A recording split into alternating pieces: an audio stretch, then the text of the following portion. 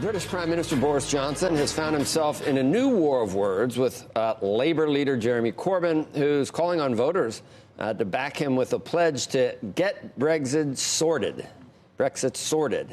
in 6 months if he becomes Prime Minister. CNBC's Wilfred joins us now from London. Wilfred, you spoke with former Prime Minister Tony Blair about Brexit. He's a big Remainer, I know. But what do you say, Will?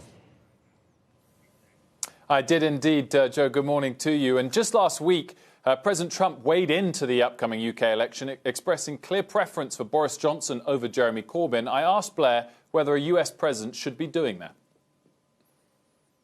I should imagine Jeremy Corbyn was probably pleased, because if you're looking at this from a Labour Party perspective or an anti-conservative perspective, you know, Donald Trump obviously is quite a divisive figure here as well as back in the US. And, you know, his attack on Jeremy Corbyn, I should think, will not trouble Jeremy Corbyn very much. You built a very close relationship with both presidents during your tenure and stuck by President Clinton through thick and thin, including during his own impeachment proceedings.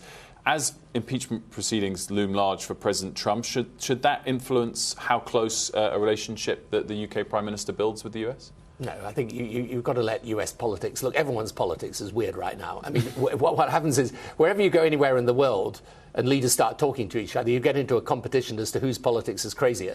Now, I always say to people, I think we're ahead.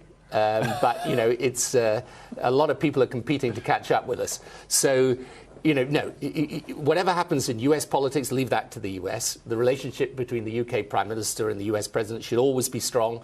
I mean, you know, one thing I will never criticise Boris Johnson for, even though I disagree with him passionately about Brexit, is having a close relationship with the US President. This is necessary for both our countries.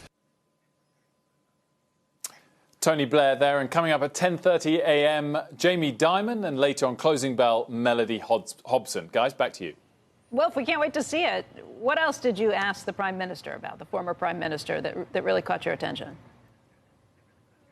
Well, he had a very, very clear view that negative rates were a bad idea. In terms of how Brexit may or may not play out, he admitted that if Boris Johnson wins a majority in the upcoming election, then Brexit would indeed be carried out. He still, of course, hopes that Boris Johnson won't get a majority and there might be some kind of route towards a second referendum. I would say he didn't sound that confident of getting that outcome, which, of course, is his desired outcome.